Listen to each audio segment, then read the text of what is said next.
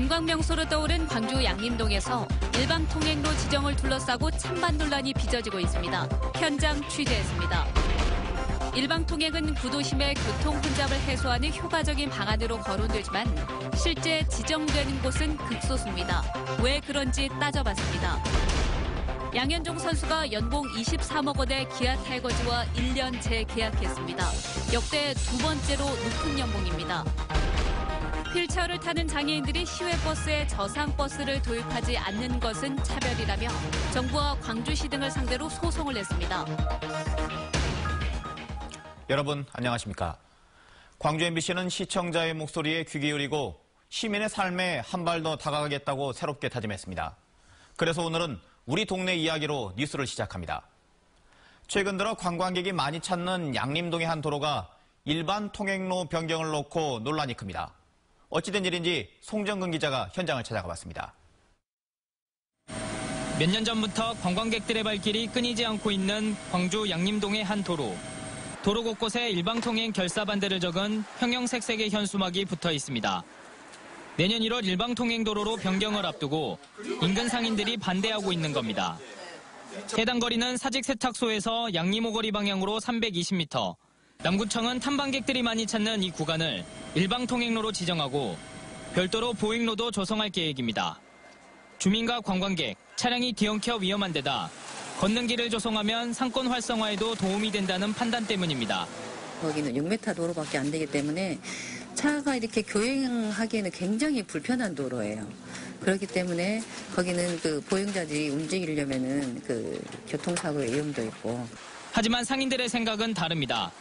일방통행도로로 바뀌게 되면 손님들의 접근성이 떨어지게 돼 매출 감소로 이어질 거라고 말합니다. 또 구청이 공사 찬반을 묻는 설문조사와 공청회의 관변단체를 동원하는 등 일방적으로 추진했다며 반발하고 있습니다. 상인들은 다 죽게 만들고 외부인 관광객들만 살리자는 거잖아요. 그럼 같이 살 수 있는 상생의 방안을 마련해줘야죠. 저희는 이렇게 무조건 당원하고 있을 수는 없어요. 내년 1월부터 일방통행로 변경을 추진하려는 남구청과 공사 반대 서명운동에 나선 상인들 간의 갈등의 골이 깊어지고 있습니다. MBC 뉴스 송정근입니다. 이 같은 논란은 비단 양림동만의 일이 아닙니다. 광주 구도심이나 아파트 신축 지역 등 이미 진행되고 있거나 앞으로 논란이 생겨날 곳이 상당수가 있습니다. 이어서 김철원 기자입니다. 광주시 광산구의 한 상가 이면 도로입니다. 상가를 둘러싼 폭 6m짜리 좁은 도로는 주차된 차량과 각각 양쪽에서 들어오는 차량들이 겹치면 혼잡에 빠지기 일쑤입니다. 올해 6월 광산구가 이면도로 두 곳을 각각 진출입 형태의 일방 통행로로 만들고자 했지만 무산됐습니다. 공청회를 연 결과 참석한 상인들이 모두 반대했기 때문입니다.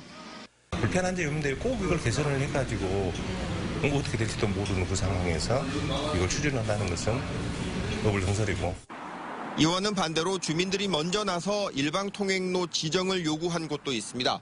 이 동네는 원주민 주택 근처에 아파트가 들어서고 차량이 늘면서 주차와 차량 교행 시비로 하루가 멀다 하고 다툼이 일었습니다. 하지만 지난해 도로에 일방 통행 표시를 하고 진입 금지 표지판을 세운 뒤에는 말다툼이 크게 줄었습니다. 우리가 주민들이 나서서 했어요. 이쪽 일방통행하자. 그 뒤로는 그래도 예전보다는 질서가 많이 잡힌 편이죠. 광주시가 용역을 통해 일방통행로 지정이 필요하다고 본 곳은 광주 시내에서만 62곳에 달했습니다. 막대한 세금을 들이지 않고도 구도심의 교통 혼잡과 주민들 간 갈등이라는 사회적 비용을 줄일 수 있는 대안으로 본 겁니다. 어린이들의 통학 안전이나 또 보행자들의 보행 공간을 확보하면서 또 차량 소통도 원활히 할 수 있는 두 가지 효과를 볼 수 있을 것 같습니다. 주민들이 합심해서 일방 통행로를 만들기도 하고 또 반대로 무산시키기도 하지만 대체적으로는 일방 통행로 지정이 힘든 실정입니다. 광주에서 주민 동의를 거쳐 새로 지정된 일방 통행로는 지난해 2곳, 올해는 1곳에 불과했습니다. MBC 뉴스 김철원입니다. 앞선 보도에서 봤듯이 일반 통행로 지정을 둘러싼 갈등은 어느 동네에서라도 생길 수 있을 것 같은데요. 해법은 없는지 송정근 기자와 함께 얘기 나눠보겠습니다. 송 기자, 네. 지정 필요성은 높아 보이는데 주민이나 상가들 생각은 그렇지 않은 것 같아요. 네, 광주시의 의도는 좁은 도로의 차량 흐름을 좋게 만들자는 거 아니겠습니까? 네. 하지만 주민들은 도로 통행 방식이 바뀌면 당장 불편하겠죠. 또 상가의 매출 감소나 재산권 침해도 걱정하고 있습니다. 네. 일방로 지정이 더딘 이유가 여기에 있습니다. 이 객관적인 데이터라도 있다면 보다 논의가 구체화됐을 겁니다. 네네. 하지만 지역마다 주거 여건이나 상가 업종이 다르기 때문에 이 손실이 있다고 해도 그게 얼마나 되는지 알 수가 없습니다. 이러다 보니 일방로 지정을 놓고 각자의 입장에 따라 된다 안 된다 말이 많은 겁니다. 네. 주민들이 일방로 지정 절차를 믿지 못하는 것도 한 이유인 것 같은데 지정 절차가 어떻게 되나요? 네, 주민들이 일방로를 설치해달라고 요청을 하면 해당 자치구에서는 공청회와 함께 전체 주민들을 대상으로 찬반 의견을 조사합니다. 이후 최종적으로 경찰 심의를 거쳐 공사를 진행합니다. 네. 하지만 이 과정에 문제가 있다고 보는 주민들도 있습니다. 이 자치단체가 중간에 끼어 주민 여론 형성에 입김을 넣는다는 겁니다. 네. 특히 남구 양림동의 경우 주민들의 요구가 아닌 자치단체의 필요에 의해 일방로가 추진되고 있어 주민 불신을 초래하는 한 이유가 되고 있습니다. 아, 그렇군요. 해법이 있을까요, 그러면? 네, 일단 찬반 주민들의 타협과 양보가 중요합니다. 또 이에 못지않게 자치단체의 조정 기능도 중요하겠죠. 네. 직접적인 예는 아니지만 과거 광주 상무금융시장 이전이 좋은 사례가 될 것 같습니다. 아, 그래요? 상무금융시장 어떤 내용입니까? 네, 당시 상무시장이 열리는 도로는 좁은 도로는 아니었습니다.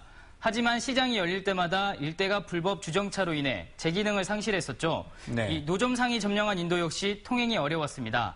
주민 민원이 거세지자 이 구청이 시장 폐쇄 조치에 나섰고 상인들은 강력 반발했습니다. 네. 주민들의 삶의 질과 상인들의 생존권이 충돌한 겁니다.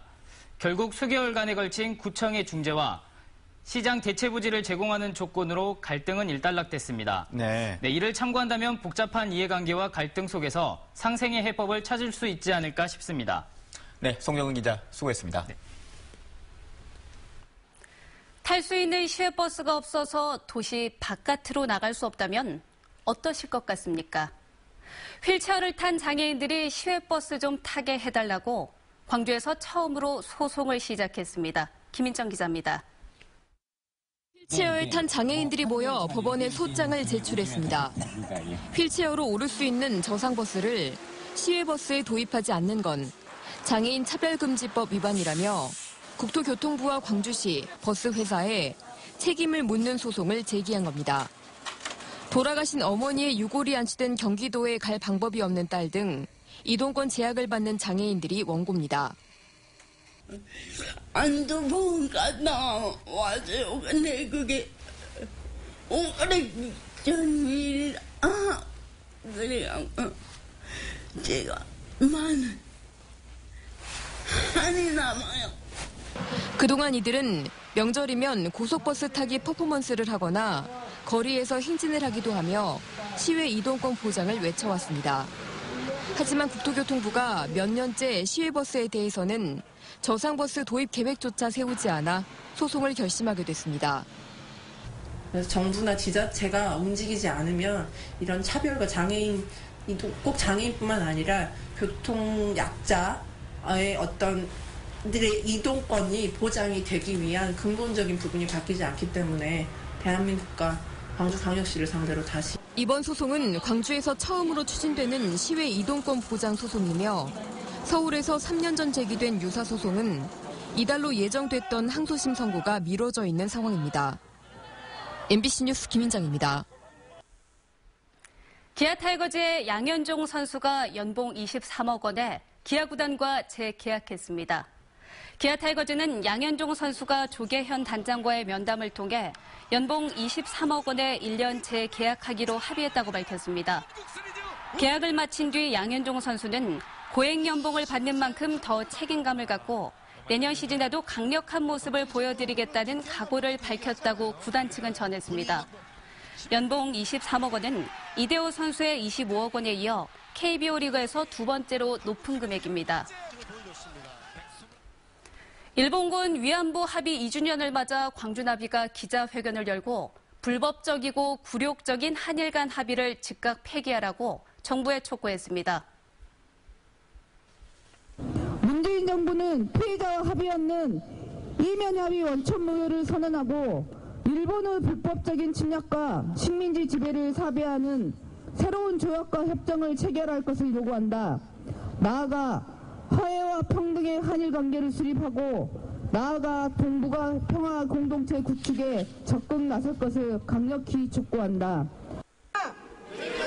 광주나비는 그렇지 않아도 불법적인 위안부 합의의 이면에 치욕적인 조항들이 포함됐던 사실까지 드러났다며 박근혜 정부의 적폐인 위안부 야합은 즉각 폐기하고 국민을 기만한 책임자들을 처벌하라고 요구했습니다. 광주 선운 2지구 토지 소유자들이 LH공사 앞에서 집회를 갖고 공공주택지구 사업을 철회할 것을 촉구했습니다. 이들은 LH공사가 추진하는 선운 2 공공주택지구는 토지 강제 수용에 반대하는 토지 수요자들의 사유재산권을 침해하고 인근 생태계에도 심각한 악영향을 미칠 것이라며 즉각 철회돼야 한다고 주장했습니다. 광주시는 겨울방학 기간 동안 에너지를 절약하고 재정지원 부담을 줄이기 위해 시내버스를 감축 운행한다고 밝혔습니다. 시내버스 감축 운행 기간은 내년 1월 1일부터 2달간으로 학생 승객이 많은 53개 노선을 중심으로 95대가 줄어듭니다. 광주시는 감축 운행이 시작되면 배차 간격이 평소보다 2분에서 10분 늘어난다며 노선별 시간표를 홈페이지에서 확인해달라고 당부했습니다. 담양 대나무 축제와 광주 추억의 충장 축제 등 지역 9개 축제가 문체부가 선정한 올해 문화관광축제로 선정됐습니다. 최우수 축제로는 담양 대나무 축제와 강진 청자 축제가 선정됐고 우수 축제에는 광주 추억의 충장 축제와 보성 다양 대축제, 정남진 장흥 물축제가 포함됐습니다. 이들 축제에는 내년 예산 지원과 함께 한국관광공사를 통한 홍보 활동이 지원됩니다. 영암의 한 종오리 농장에서 또 고병원성 조류 인플루엔자가 발생했습니다. 농림축산식품부는 영암군 덕진면의 한 종오리 농장에 대한 최종 정밀 검사 결과 고병원성 H5N6형 바이러스로 확진됐다고 밝혀 영암에서만 종오리 농장 2곳, 유기용오리 농장 1곳에서 고병원성 AI가 발생했습니다. 방역당국은 확진 이전에 덕진면 종오리 농장에서 키우던 9,700마리를 살처분하고 이동 통제 등 차단 방역 조치를 실시했습니다. 또 영암 지역 모든 가금 농장과 종사자에 대해서 7일간 이동 중지와 출입 통제 명령을 내리고 전통시장의 가금류 유통을 전면 금지시켰습니다. 국민의당 전 당원 투표의 투표율이 첫날부터 높게 나타나면서 통합파와 반대파가 최종 투표율에 촉각을 곤두세우고 있습니다. 통합 찬성파는 첫날 투표율이 15%에 육박하자 3분의 1 이상 투표를 통해 투표율 기준 논란마저 잠재우자며 당원들의 참여를 독려하고 있습니다. 특히 반대파의 투표 거부 운동에도 불구하고 투표율이 높게 나타난 것은 찬성 의견이 많다는 것으로 해석하고 있습니다. 반면 통합 반대파는 조금이라도 투표율을 낮추기 위해 당원들에게 투표 거부를 호소하고 있습니다. 다음은 희망 2018 나눔 캠페인에 성금을 보내주신 분들입니다. KTNG 광주공장 나도영 공장장과 직원분들이 300만 원, 남구 봉선이동 3익 1차 아파트 주민들이 100만 원, 서구 금호일동 진흥더 루벤스 주민들이 100만 원을 보내주셨습니다. 성금을 보내주셔서 감사합니다. 농림축산식품부가 2017년산 공공비축미 매입 가격을 벼 1등급 기준으로 40kg 포대당 52,570원으로 확정했습니다. 이는 작년에 비해 19.1% 상승한 수준입니다. 정부는 공공비축미 매입에 참여한 농가들에 이미 지급한 중간정산액 3만 원을 제외한 차액인 22,570원을 연내 지급할 계획입니다. 광주시는 오늘 31일 밤 10시 30분부터 5.18 민주광장 민주회종각에서 새해 타종 행사를 연다고 밝혔습니다. 광주시는 특히 전라도 정도천년에 맞춰 전라남북도의 대표들이 참가한 가운데 타종 행사를 진행한다고 밝혔습니다.